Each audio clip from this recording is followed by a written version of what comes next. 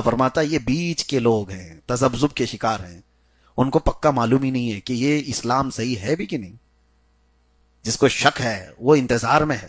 منافقین یہی تو کرتے تھے. جنگ بدر کے بعد بہت سارے آ گئے اسلام میں. ارے اتنا مال غنیمت آیا، 70 تو کافروں کو انہوں نے مار ڈالا ہے، 70 قیدی پکڑ کے لائے ہیں، ان کی تو حالات بہت اچھے ہیں. اور اس وقت سب آ گئے اندر، اور جیسی جنگ احد میں شکست ہوئی مسلمانوں کو تو چھوڑ کے بھاگنے لگ گئے. یہ منافقین کی علامت ہے. آج دیکھیں گے کہ کون سی پارٹی زیادہ ووٹ لے کے آ رہی ہے، چلو اس کے اندر سب شامل ہو جاؤ، سب در بدلو. اور جیسے ہی دیکھا کہ یہ بھی ہار رہی ہے تو ادھر آ جاؤ، پھر ادھر آ جاؤ. یہ تو میں ایک ایگزامپل دے رہا ہوں، مثال دے رہا ہوں. لیکن منافقین یہ ایمان اور کفر کے بیچ کرتے ہیں. پارٹیاں والے کیا کرتے ہیں وہ کل کو میری بات اٹھا کر یہ نہ کہیں. ہاں میں یہ مثال کے لیے دے رہا ہوں. ان کا تو کوئی دین و دھرم ہی نہیں ہے. جہاں جب چاہے چلے جائیں، جب چاہے نکل جائیں، ان کا مسئلہ الگ ہے.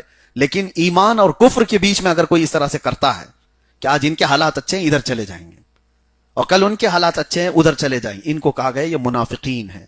اللہ تبارک و تعالیٰ نفاق سے ہماری حفاظت فرمائے. دو منہ والے جانور کو، یہ جو دو منہ والا ایک جانور ہوتا تھا، یعنی سامنے سے بھی اور پیچھے سے بھی اس کا منہ ہوتا تھا، اس کو جو ہے نافق کہا جاتا تھا. اور نفق بھی عربی میں ٹنل کو کہتے ہیں. ٹنل دیکھا ہے نا آپ؟ ٹنل میں ہوتا کیا ہے، گاڑی ادھر سے بھی جا سکتی ہے ادھر سے بھی، ایک منہ نہیں ہوتا ٹنل کا، دونوں طرف. تو اس کو عربی میں نفق کہتے ہیں. اور اسی نفق سے منافق بنا ہے کہ اس کی دو باتیں ہوتی ہیں، وہ سامنے کچھ اور بولے گا، پیچھے کچھ اور بولے گا. یہ اس کی علامات ہیں. وَإِذَا خَلَوْا إِلَىٰ شَيَاطِينِهِمْ قَالُوا إِنَّا مَعَكُمْ.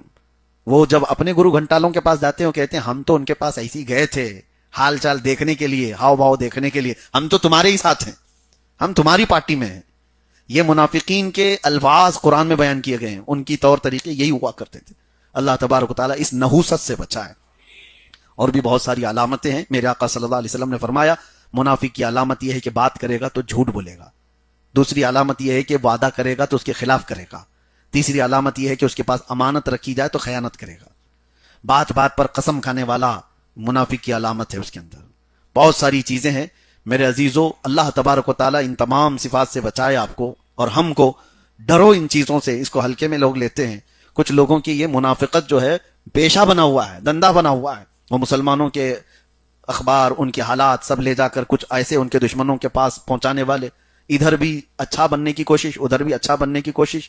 یہ منافقت جو ہے انہیں عذاب میں مبتلا کرے گی، یہاں نہیں تو آخرت میں ضرور.